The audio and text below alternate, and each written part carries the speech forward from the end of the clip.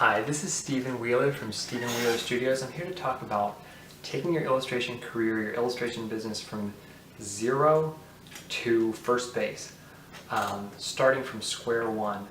There are a lot of great videos out there on how to get work, how to start a business, how to start an illustration career. There's a lot of great resources out there.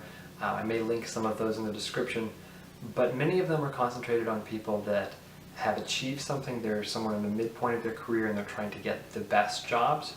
I want to talk conceptually and practically about what it takes to go from you just got out of school and you're trying to get work, or you're trying to transition into illustration, or you're just trying to start your business and you don't seem to be able to get to first base. So some of the attributes that are necessary to get there. The three things you have to have are patience, a portfolio, and people. Patience. It's very frustrating.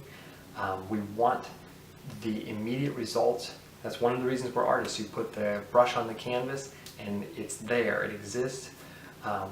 But relationships and businesses and things that deal with people are not like that. You know, the biggest problems in life talk back and come with hair on top. So you have to be willing to pay those dues and to deal with the complexity of this business.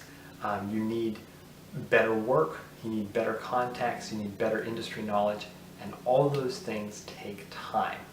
And one thing that I've discovered is what will hold you back more than anything else is being impatient, because that tends to make us work on timescales that are unreasonable, try to get jobs that are unreasonable, and when we fail, we get frustrated and we stop completely, or we're so overwhelmed by our unrealistic goals that we don't start at all. And many of you are thinking, gosh, I thought I would be much further along by now. And it's probably in many ways regards to not being patient enough and doing the best you could one day at a time. I know I've fallen into this. It makes you sloppy, it makes you likely to give up if you're impatient. You have to be willing to pay those dues. The second is portfolio. Your work isn't good enough. My work isn't necessarily good enough. You need to believe in your work, but you need to be constantly improving it.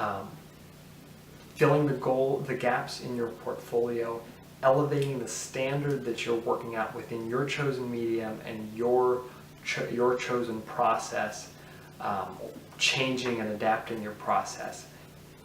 I know that I can meet any difficult assignment, deal with any art director's problem at an extremely high level, but the art director doesn't necessarily know that. You have to prove it to them by developing a seamless portfolio, by taking everything that shouldn't be in the portfolio, that doesn't demonstrate that standard you can work to, out, and by bringing in more pieces. And you can improve. Your characters can be more interesting, your expressions and emotions can be clearer, your stories can be better, your backgrounds can be better executed, you can have better lighting and more dynamic compositions. I guarantee it, and I guarantee that people working at a high level in the best studios, people that are winning Caldecott honors, they can improve too, and they know it, and that's why they're the best.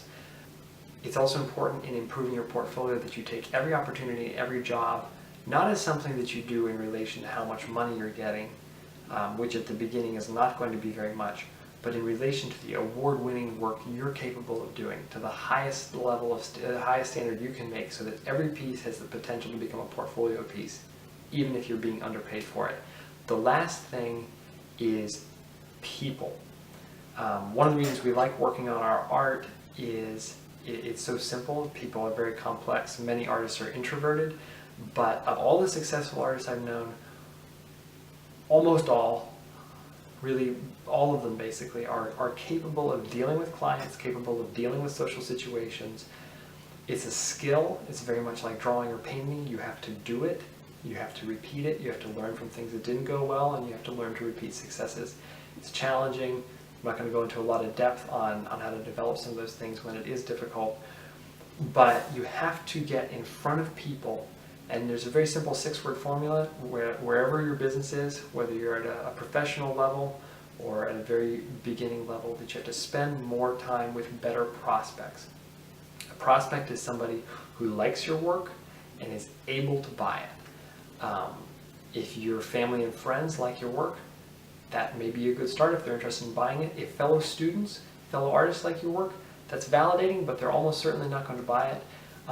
The ideal prospect is someone who's capable of buying your work and who buys work on a consistent basis. They are a collector or an art director or someone in acquisitions at a publisher or a studio, or they're hiring people.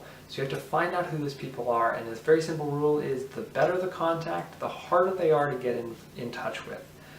In fact, the very best contacts often hide their mailing addresses, hide their email addresses, and they're still being inundated with more information, and more people are reaching out to them than anybody else because they're hiring the best people for the most money.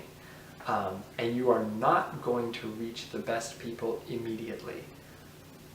If you think you are, you very well may be going back into being impatient, setting an unreasonable standard or an unreasonable deadline, and when you're frustrated in that, you may quit. So it's very important to reach out to the people around you, and if you do make a contact, to try to work at the absolute highest standard you can with them, so that they will build your network and not be cut off from it. So just to summarize how to do these things, I mean, you might think that's great, I've got to be patient, I've got to have a good portfolio, and I've got to know people. How do I do that?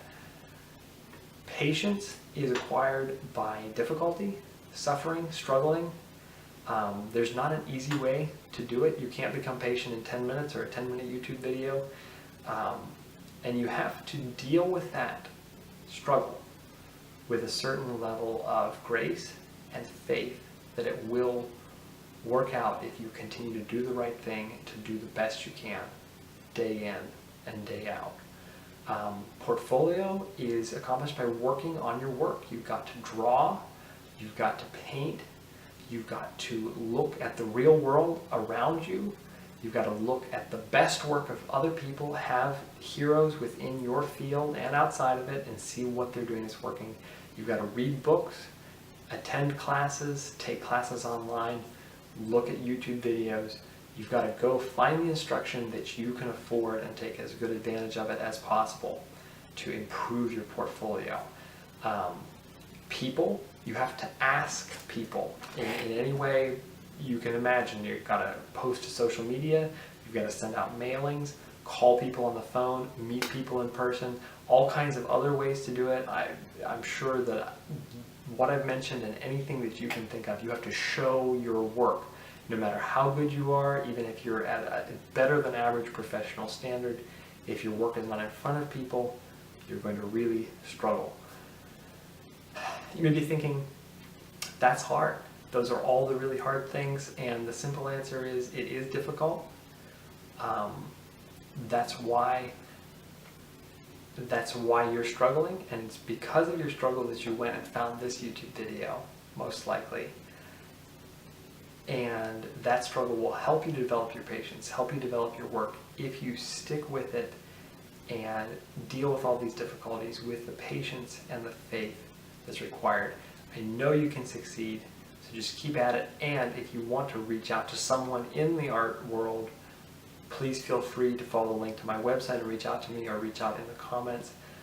If you want me to go into any more depth on portfolio, people, patience, setting goals, or anything else related to art, please let me know in the comments. Thank you very much for watching, and go out there and never stop improving.